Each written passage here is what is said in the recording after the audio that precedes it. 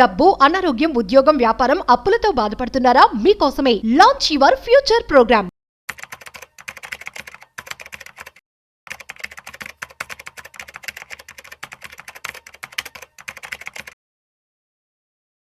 Breaking news. SEBI Reliance అదేవిధంగా BlackRock joint వెంచర్ని SEBI approve చేస్తూ బ్రోకర్ లైసెన్స్ అనేది ఆమోదించడం జరిగింది. సో దీనికి సంబంధించి పూర్తి సమాచారం మనతో చెప్పడానికి ఇవాళ మనతో ఫినాన్షియల్ ఎక్స్పర్ట్ శ్రీరామచంద్రమూర్తి గారు ఉన్నారు. సో వారి మాటల్లో మరింత సమాచారం అడిగి తెలుసుకుందాం. సో హాయ్, హలో, నమస్తే, వెల్కమ్ టు సుమన్ టీవీ. నేను మీ Rajeev Pasupuleti. So hi sir, నమస్తే. నమస్తే అండి సార్, ఇదొక బ్రేకింగ్ న్యూస్ అని చెప్పుకోవచ్చు. So SEBI Reliance at the same time BlackRock joint venture ని బ్రోకింగ్ సంస్థగా కూడా ఆమోదించడం జరిగింది సెబీ. సో అసలు ఈ యొక్క బ్రోకర్స్ యొక్క పని ఎలా ఉంటుంది ఏంటంటే ఏమని చెప్తారు? సో ఇప్పుడు బ్రోకర్స్ ఏంటంటే ఇప్పుడు Jio Reliance plus BlackRock అనేది ఒక క్వాలిటీ టీమ్ అనమాట. బ్లాక్ రాక్ ఆల్రెడీ ఇంటర్నేషనల్ గా well established company, MNC company. అది రిలయన్స్ తో టైప్ అవుట్. అంతకుముందు బ్లాక్ రాక్ వచ్చి మ్యూచువల్ ఫండ్స్ లో ఉంది. కంటిన్యూగా లాస్ట్ 15-20 years నుంచి ఉంది. ఒక సక్సెస్ఫుల్ గా అది ఏఎంసీ మెయింటైన్ చేస్తుంది. సో అలాంటిది ఇప్పుడు దీనిలో రావటం అనేది కూడా ఒక మంచి హర్షణీయం. ఏంటంటే బ్రోకింగ్ కి జనరల్ గా ఏంటంటే ఇప్పుడు బ్రోకింగ్ అంతా కూడా ఒక 2 రకాలుగా అయిపోయింది. ఒకటి డిస్కౌంట్ బ్రోకరేజ్, అంటే ఇప్పుడు మీకు జెరోదా గానీ ఈ గ్రో యాప్ వీటన్నిటిలో ఏంటంటే ఆన్లైన్ డిస్కౌంట్ బ్రోకరేజ్, అంటే మీకు బ్రోకరేజ్ తగ్గించేయటం, పర్ ఆర్డర్ 20 రూపీస్ 30 రూపీస్ అలా తీసుకోవడం. ఇంకోటి ఏంటంటే ప్రీమియం బ్రోకింగ్, అంటే ఒక మంచి ప్రీమియం అడ్వైజర్ ఇచ్చి వెల్త్ క్రియేట్ చేసి మీతో ఫాలో అప్ చేసి అంటే ఒక వెల్త్ ని క్రియేట్ చేసేది ప్రీమియం బ్రోకింగ్. అవును. సో ఇప్పుడు ఈ 2 రకాలుగా అయిపోయాయి. ఇప్పుడు ఈ జియో బ్లాక్ రాక్ పొజిషనింగ్ ఎలా ఉంటుందో చూడాలి. అంటే రిలయన్స్ కూడా యాడ్ అయింది కాబట్టి మేబీ ఒక కొత్త ఒరవడిని తీసుకొస్తారు.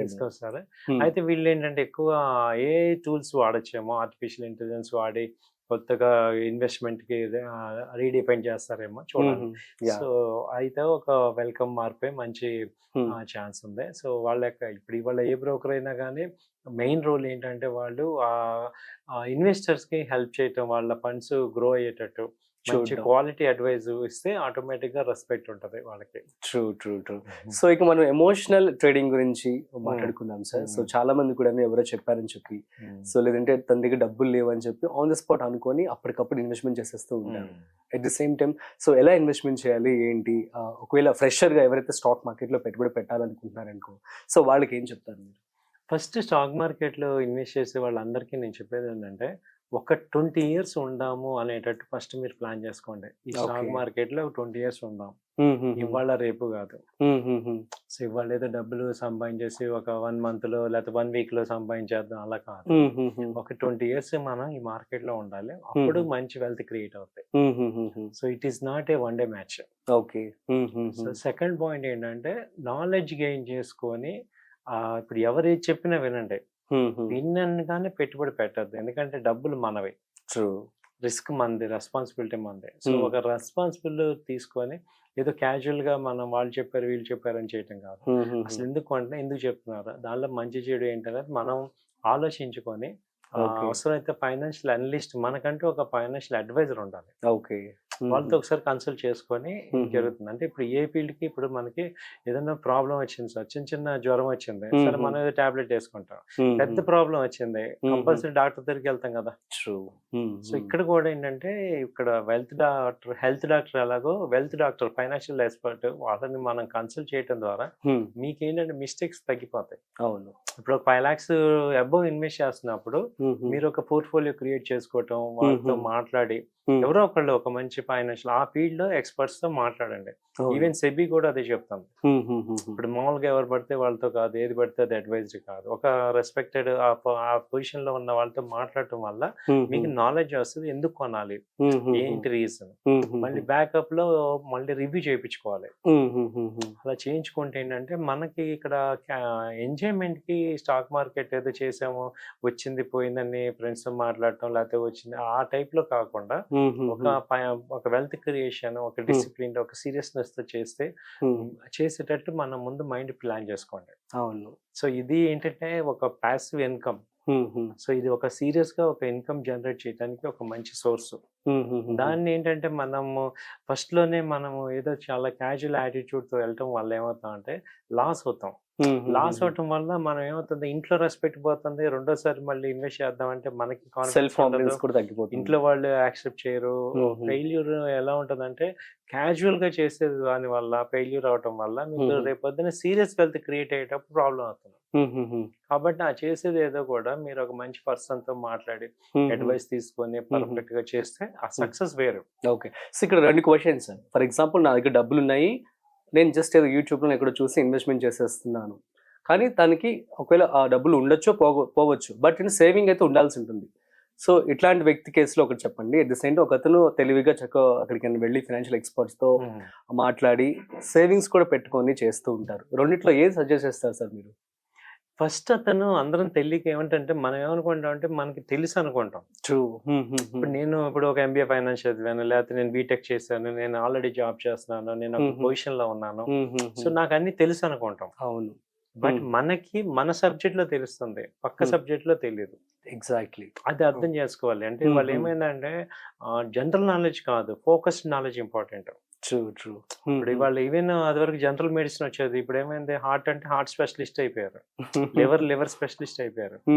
అలా ఇక్కడ ఏంటంటే ఇన్వెస్ట్మెంట్ అన్నప్పుడు మనం investment short term long term అన్న స్టాక్ మార్కెట్ అన్నప్పుడు ఆ స్పెషలైజేషన్ కలవటం వల్ల మీకు క్వాలిటీ అడ్వైజ్ వస్తుంది. ఎగ్జాక్ట్లీ. మనం ఏం చేస్తున్నాం అంటే మన ఫ్రెండ్స్ కానీ అది ఒకప్పుడు వర్కౌట్ అయింది, ఒక 5 years 7 years బ్యాక్ వర్కౌట్ అయింది, ఇవాళ అవ్వట్లా. ఎందుకంటే ఏ కంపెనీ ఏ విషయంలో ఎలా ఉంటుందో తెలియట్లా. కాబట్టి ఆ కంపెనీలు దాని గురించి వర్క్ చేసే వాళ్ళతో, దాని గురించి మేము ఆ ఇండస్ట్రీలో ఉన్న వాళ్ళతో మీరు మాట్లాడటం వల్ల మీరు రిస్క్ తగ్గిపోతుంది, లాసెస్ తగ్గిపోతాయి, వెల్త్ క్రియేట్ అవుతాయి. అల్టిమేట్ గా మనం ఇన్వెస్ట్ చేసేది దేనికి, మన డబ్బు గ్రో అవటానికి, మన వెల్త్ క్రియేట్ చేసుకోవడానికి. కాబట్టి దానికి కంపల్సరీ మనం ఒక క్వాలిఫైడ్ పర్సన్, ఒక మంచి అనలిస్ట్, సీరియస్ పర్సన్ తో మాట్లాడటం అనేది బెటర్ అన్నమాట. అరౌండ్ గా ఒక పర్సన్ తో, ఒక ఫైనాన్షియల్ ఎక్స్పర్ట్ తో సజెషన్ తీసుకోవచ్చు కదా. ఒక లాంగ్ టైమ్ జర్నీ నడవాలి అంటే సో మనకి ఎంత ఖర్చు అయ్యే ఛాన్స్ ఉంటుంది ఒక కామన్ హ్యూమన్ బీయింగ్ కి?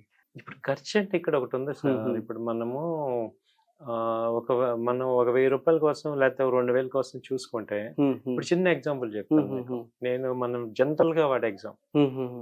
ఇప్పుడు యాక్చువల్ గా ఎవ్రీ 6 months ఒకసారి టీత్ కనుక క్లీన్ చేయించుకుంటే, టీత్ ఎవరన్నా క్లీన్ చేయించుకుంటారా? చేయించుకో, ఒక 1000 రూపాయలు అవుతుంది. కానీ ఏమవుతుంది, ఆ టీత్ ఒక 5 ఏళ్ళు అయ్యేపాటికి ఆ టీత్ ఏమవుతున్నాయి, ప్రాబ్లం వస్తుంది. టీత్ కి వెళ్ళి డెంటల్ లైన్ దగ్గరికి వెళ్తే 10,000 20,000 మినిమం అయిపోతుంది. అవును. సో 1000 రూపాయల కోసం 6 months ఒకసారి క్లీనింగ్ చేయించుకోమంటే మనం ఇవ్వం. ఇవ్వలేక కాదు, అవేర్నెస్ లేక. అవును అవును. రూట్ కెనాల్ అనగానే 10,000 12,000 వెళ్ళిపోతుంది. అటు ప్రాబ్లం టీత్ పోగొట్టుకుంటున్నాం, అటు పెయిన్ ఫేస్ చేస్తున్నాం. మరి ఏం చేస్తున్నాం? అదే ఇప్పుడు ఒకప్పుడు అది ఓకే, ఇవాళ మేము చెప్పేది ఏంటంటే మా కాలంలో అది అయింది, బట్ మేము ఉన్నాం కాబట్టి మేము మీకు ఏంటంటే అవేర్నెస్ చేస్తున్నాం. అవును, నిజంగా చెప్తున్నాం, ఎవ్రీ 6 months ఒకసారి టీత్ వెళ్ళండి. అవును, ఇది ట్రూ. అది 1000 రూపాయల కోసం చూసుకుంటే మన టీత్ మళ్ళీ రావు. అలాగే మనీ కూడా అంతే, ఒకసారి పోగొట్టుకుంటే రాదు. అవును, పోగొట్టుకోవడం చాలా ఈజీ, అది గుర్తుపెట్టుకోండి. అది తెచ్చుకోవడం చాలా కష్టం. ఒక 1000-2000 ఫైనాన్షియల్ ఎక్స్పర్ట్ కోసం చూసుకుంటే ఇక్కడ లక్షలు పోతున్నాయి. ప్లస్ ఒక్కసారి ఫెయిల్ అయితే ఆ ఇంపాక్ట్ ఇంట్లో ఉంటుంది, మళ్ళీ రీఇన్వెస్ట్ చేయలేము. ఆ పెయిన్, ఆ ఫెయిల్యూర్ అనేది ఏమవుతుందంటే చాలా మంది మీద ఇంపాక్ట్ అవుతుంది. మీరు మనం ల్యాక్ ఆఫ్ నాలెడ్జ్ వల్ల మార్కెట్ ని మొత్తం నెగిటివ్ చెప్తున్నాం. అవును. సో నా పాయింట్ ఏంటంటే, ఆ వెళ్ళేది ఏదో రైట్ అప్రోచ్ వెళ్ళంటే మంచి వెల్త్ క్రియేట్ అవుతుంది. ఇప్పుడు ఈ మార్కెట్ చాలా బాగుంది, ఇండియన్ మార్కెట్ చాలా మందికి మంచి అసెట్స్ ఇచ్చే, మన రీటైల్ క్లయింట్స్ కి ఇవ్వలేదు. కాబట్టి మీ అందరికి చెప్పేది ఏంటంటే, use a right advice, right persons తో మీట్ అవ్వండి, రైట్ రిజల్ట్స్ వస్తాయి. Okay sir, super, thank you so much. So guys, అర్థమైంది కదా. సో జాగ్రత్తగా మరి పెట్టుబడి చేసుకోండి. And that's it. సో మరొక ఇంట్రెస్టింగ్ కాంటెంట్ తో మళ్ళీ కలుద్దాం. అంతవరకు చూస్తూనే ఉండండి సుమన్ టీవీ.